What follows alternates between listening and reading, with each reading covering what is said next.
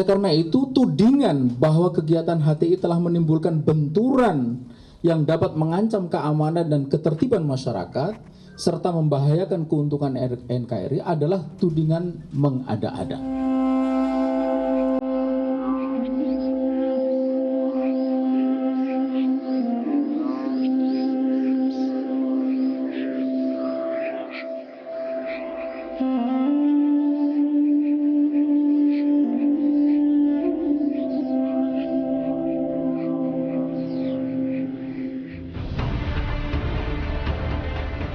Hizbut Tahrir Indonesia kecewa. Kegiatan organisasi kemasyarakatan yang masuk ke Indonesia sejak tahun 1980 itu kini terlarang.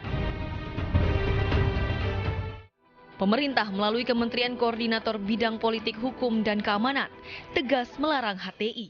Langkah pemerintah ini pun bukan tanpa landasan hukum. Tak ingin dicap represif, Menko Polhukam bersikeras bahwa keputusan pemerintah telah melalui kajian dan rumusan hukum terlebih dahulu.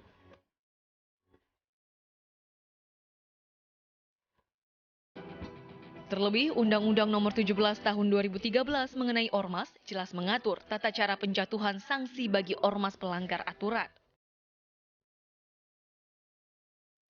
Oleh karena itu nanti akan ada proses pengajuan kepada satu lembaga peradilan. Ya, jadi fair. Pemerintah tidak sewenang-wenang, ya, tetapi tetap bertumpu pada hukum yang berlaku di Indonesia. Tetapi pasti langkah itu harus dilakukan, ya, semata-mata agar kita mencegah berbagai embrio mengganggu eksistensi kita sebagai bangsa yang sedang berkembang, sedang berjuang dalam mencapai tujuan nasional.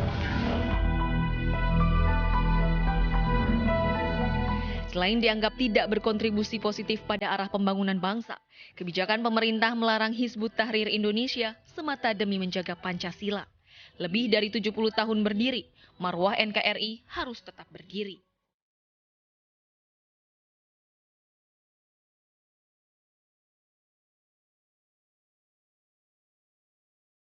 Mengapa yang dicurigai itu yang mengajak kepada Islam saja? Gitu loh. Pertanyaannya, apakah Islam itu lebih hina daripada sekularisme? Apa lebih buruk daripada kapitalisme? Lebih buruk daripada liberalisme dan seterusnya itu, sehingga kemudian ketika kita mengajak Islam itu kemudian dipersoalkan. Undang-Undang Ormas Nomor 17 Tahun 2013 mengatur berbagai langkah pembubaran ormas pelanggar aturan. Selain peringatan, pengkajian pada tingkat Mahkamah Agung juga menjadi jalur hukum yang harus pemerintah tempuh.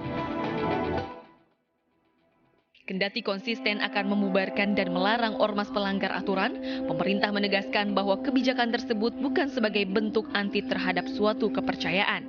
Menjaga kedaulatan bangsa tetap menjadi landasan setiap kebijakan.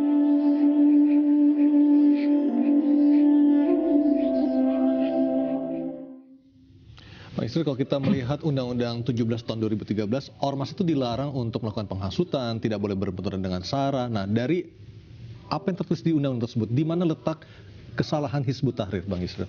Ya, kalau kita baca pasal 59 dari undang-undang keormasan itu, ada beberapa larangan yang tidak boleh dilakukan oleh ormas itu. Yang paling penting itu adalah 5 poin, yaitu tidak boleh melakukan kegiatan-kegiatan yang bersifat sara, ya. Kemudian juga melakukan penyalahgunaan, penistaan terhadap agama, tidak boleh melakukan kegiatan separatis, tidak boleh melakukan tindakan kekerasan, mengganggu ketentraman, tidak boleh melakukan kegiatan yang menjadi tugas penegak hukum, misalnya mengadili orang sendiri. Kalau kita lihat pada 5 poin ini sih nggak ada pada Hizbut Tahrir. Mereka separatis tidak, mereka sara tidak, mereka menyalahgunakan menista agama seperti Pak Ahok juga tidak, begitu ya. Mereka melakukan kegiatan yang menjadi tugas penegak hukum juga tidak. Jadi kalau pun itu dilakukan, kan kita kembali ke pasal 60, pemerintah harus memberikan surat peringatan 1, 2, 3. Tapi ya sampai hari ini ya kita tidak tahu peringatan itu pernah diberikan atau tidak, dan kemudian apakah pemerintah pernah melakukan pengkajian kajian, apakah pernah pemerintah kemudian mengundang pimpinan dari HTI untuk berdialog ya tentang kegiatan-kegiatan mereka. Selama ini kita nggak pernah mendengar itu. Tiba-tiba pemerintah seperti mendadak sontak mengambil keputusan membubarkan HTI.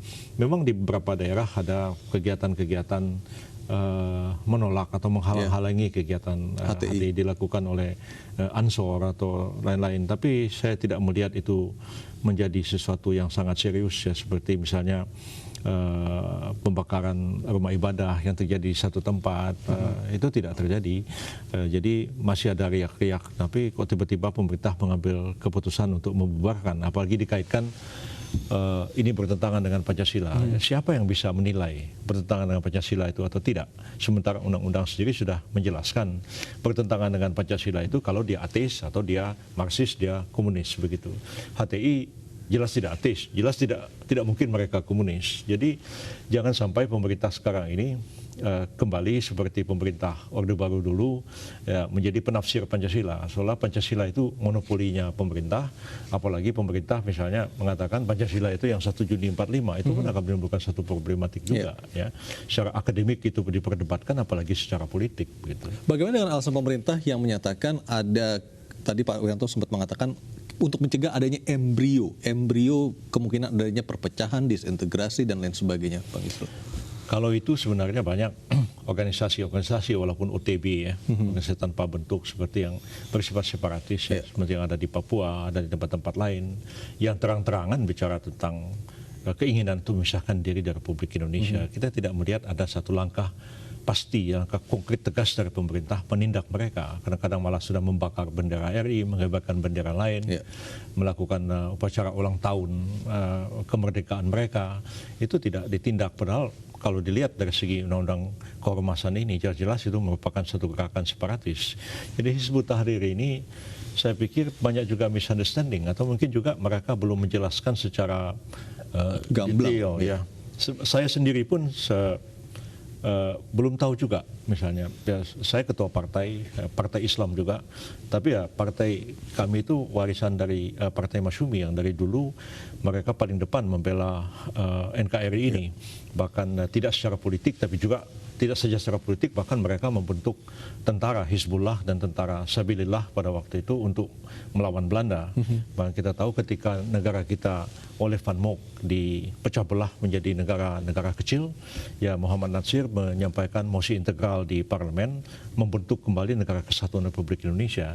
Tapi apakah Hizbut Tahrir dengan pengertian yang menjadi jargon selama ini, yaitu menegakkan khilafat, itu konsep khilafatnya seperti apa?